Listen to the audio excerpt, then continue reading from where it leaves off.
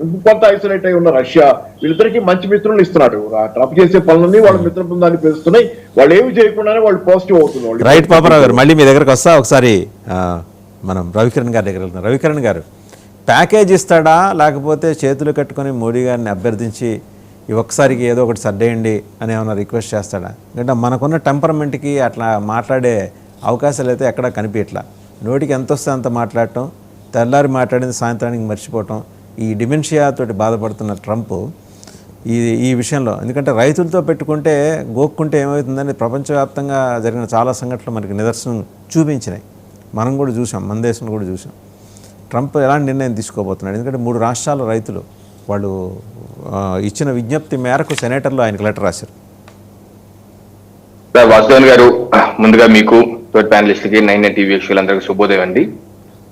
ముందుగా మీ యొక్క అనుమతితో ఈరోజు భారతీయ జనతా పార్టీ జాతీయ అధ్యక్షులుగా ఒక యువకుడు నితిన్ నబీన్ గారు ఎన్నికయ్యారు, బాధ్యతలు తీసుకోబోతున్నారు. వారు 2006 నుంచి బీహార్లో వరుసగా ఎమ్మెల్యేగా గెలుస్తూ ఆ రాష్ట్ర మంత్రిగా ఉంటూ వివిధ రాష్ట్రాలకి బీజేపీ తరఫున ఇన్ఛార్జిగా పనిచేసి అత్యంత కార్యదీక్ష కలిగిన వ్యక్తిగా ఎమర్జ్ అయ్యారు. సో అటువంటి యువకుడికి భారతీయ జనతా పార్టీ జాతీయ అధ్యక్షుడిగా ఎన్నుకోబడటం ఎంతో ఆనందదాయకం. ఈ సందర్భంగా వారికి అభినందనలు, శుభాకాంక్షలు తెలియజేస్తారు. ఇక టారిఫ్ విషయం అండి, ఇప్పుడు అమెరికాకి ఇండియాకి వాణిజ్యం విషయంలో, సుంకాల విషయంలో అసలు చిక్కుముడి ఏంటి?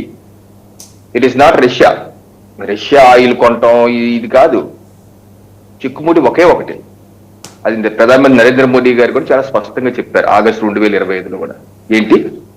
అమెరికాకి సంబంధించినటువంటి వ్యవసాయ ఉత్పత్తులు, అలాగే వాళ్ళ మీట్ సంబంధించిన ఉత్పత్తులకి భారతదేశం వారి యొక్క ద్వారాలు తెరవాలి. ఎటువంటి సుంకాలు లేకుండా జీరో టారిఫ్ తెరవాలి. ఇది ప్రధానమంత్రి నరేంద్ర మోడీ గారు చాలా స్పష్టంగా వ్యతిరేకించారు. దేశ ప్రజలకు కూడా చెప్పారు ఆ రోజు. భారతదేశ వ్యవసాయదారులకి, మత్స్యకారులకి, పాల ఉత్పత్తిదారులకి ఏ ఇబ్బంది కలిగించినా నేను ఒప్పుకోను. ఎటువంటి వాణిజ్యానికి ఒప్పుకునే పరిస్థితి లేదు. దానికి ఎంత దూరంగా వెళ్తానికి నేను సిద్ధం అన్నాను.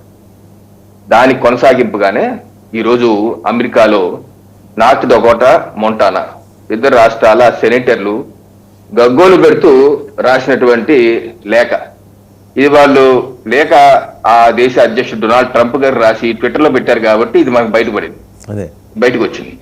దీనిలో చాలా స్పష్టంగా రాశారు 2 సెనేటర్లు. అసలు దేశంలో ప్రపంచంలో ఎక్కువ ఉత్పత్తి పప్పు ధాన్యాలు చేసేది అమెరికా, ఎక్కువగా దాన్ని వినియోగించి తినేది ఇండియా. అలాంటిది భారతదేశం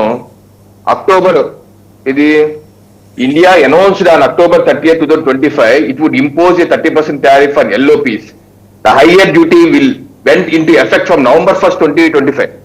అక్టోబర్ 30 అనౌన్స్ చేసి నవంబర్ 1st పెట్టేశాం 30% టారిఫ్. అమెరికా నుంచి వచ్చి పప్పు ధాన్యాల మీద 30% టారిఫ్ కొట్టేశాం. As a result of the unfair Indian tariff, US pulse crop producers face significant competition disadvantage. ఈ 2.5 మాసాల్లో జ్యూస్ కారిపోయింది.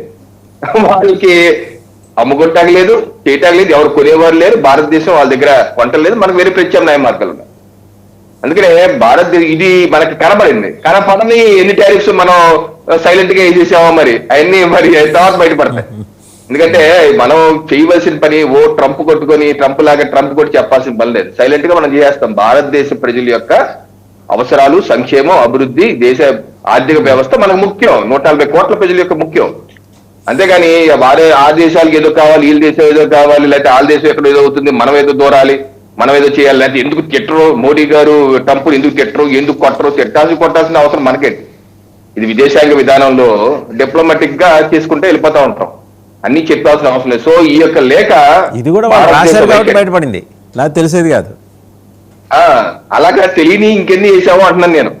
తెలియకుండా, బయట ప్రపంచం తెలియకుండా అమెరికాకి టారిఫ్లు వేసి ఉంటాం. మనకి ఎక్కడైతే ఇబ్బంది కలుగుతుందో అక్కడ టారిఫ్ చేస్తాం. ఇప్పుడు అమెరికా కూడా ఏం చేస్తుంది? అన్నిటి మీద 50% వేయలేదు. వాళ్ళకి కావాల్సినటువంటి ఫార్మస్యూటికల్స్, జనరిక్ మందులు, అలాగే ఎలక్ట్రానిక్ గూడ్స్, వాళ్ళకి కావాల్సిన వాటి మీద వేయలేదు వాళ్ళ టారిఫ్. వాళ్ళు వేసింది ఏంటి? వాళ్ళకి పర్లేదు, మనకు అక్కర్లేదు అనుకున్న ప్రాన్స్, ఇటువంటి వాటి మీద, టెక్స్టైల్స్ మనకు అవసరం లేదు, పర్లేదు అనుకున్న దాని మీద వేసారు 50%. సో మనం కూడా అంతే, మనకి ఏదైతే అవసరం అయితే అది ఎలవ్ చేస్తాం, మనకి ఏదైతే అక్కర్లేదు ఇబ్బంది కలుగుతుందంటే మనం టారిఫ్ చేస్తాం. సో అందుకనే టిట్ ఫర్ ట్యాక్ ఇది అంతర్జాతీయ విదేశాంగ విధానంలో ఏది ఓపెన్ గా చెప్పక్కర్లేదు, సైలెంట్ గా చేసుకుని వెళ్ళిపోతాం. ఇంకా ట్రంప్ గారు ఎలా రియాక్ట్ అవుతారా అంటే, ట్రంప్ యొక్క టెంపర్తనానికి శత్రువులు మిత్రులు అని తేడా లేదండి. ఈ రోజు మనం చూస్తున్నాం, అసలు నాటో దేశాలతో అత్యంతగా ఆప్తులుగా ఉండే వ్యక్తులు కొట్టుకునే పరిస్థితికి వచ్చేస్తున్నారు. అందుకని ట్రంప్ యొక్క టెంపర్తనాన్ని ఈ రోజు ఎవరు కంట్రోల్ చేయలేరు, అది వాళ్ళ ప్రజలే కంట్రోల్ చేయాలి, అమెరికా ప్రజలే కంట్రోల్ చేయాలి. ఎలా కంట్రోల్ చేయాలి, రకరకాల మార్గాలు ఉన్నాయి. రేపు నవంబర్ లో మిడ్ టర్మ్ ఎలక్షన్స్ ఉన్నాయి, రేపు 10 భాషలు వస్తున్నాయి. తప్పనిసరిగా దెబ్బతింటారు, కాంగ్రెస్ లో ఆయన మెజారిటీ పోతుంది, దాంతో ఆయన కూల్ అయ్యే అవకాశం ఉంది. లేకపోతే ఆల్రెడీ సుప్రీం కోర్టులో ఈ ట్రేడ్ల మీద అమెరికాలోనే ఇది US court of international trade ఇది 2025 ఫిబ్రవరిలో తీర్పిచ్చింది. ఇది ట్రంప్ విధిస్తున్నటువంటి టారిఫ్స్ చట్ట వ్యతిరేకం, ఇది జాంతానే కొట్టేయాల్సిందే అని. దీని మీద ఫెడరల్ కోర్ట్ అంటే మన హైకోర్టు లాగా అనమాట, హైకోర్టుకి వెళ్ళింది గవర్నమెంట్, హైకోర్టు ఇచ్చిన జడ్జిమెంట్ ఇది. వీళ్ళు కూడా ఇప్పుడు సెప్టెంబర్ లో ఇచ్చారు, హైకోర్టు కూడా చెప్పేసింది ఫెడరల్ కోర్టు నువ్వు చేస్తుంది చట్ట వ్యతిరేకం కొట్టేయాల్సిందే అని. సుప్రీం కోర్టుకి వెళ్ళారు, సుప్రీం కోర్టు విచారణ అయిపోయింది. యాక్చువల్ లాస్ట్ ఫ్రైడేనే తీర్పు ఇచ్చేస్తా ఉన్నారు, ఎందుకు ఆగింది, ఎప్పుడో వారం 10 రోజులు తీర్పు రాబోతుంది. డెఫినెట్ గా ఆ దేశ యొక్క నిపుణులు కానీ న్యాయవాదులు కానీ చెప్తాం, ఇది చట్ట వ్యతిరేకం, టారిఫ్స్ ఏదైతే ట్రంప్ వేస్తున్నారో ఇది చట్ట వ్యతిరేకం. అది కొట్టేశారనుకోండి ఈయన మొత్తం పుష్ అయిపోదు. ఈ టారిఫ్ అన్న కార్డుతో అన్ని దేశాల మీద యుద్ధం చేసే విధంగా వెళ్తున్న దానికి బ్రేక్ పడే అవకాశం.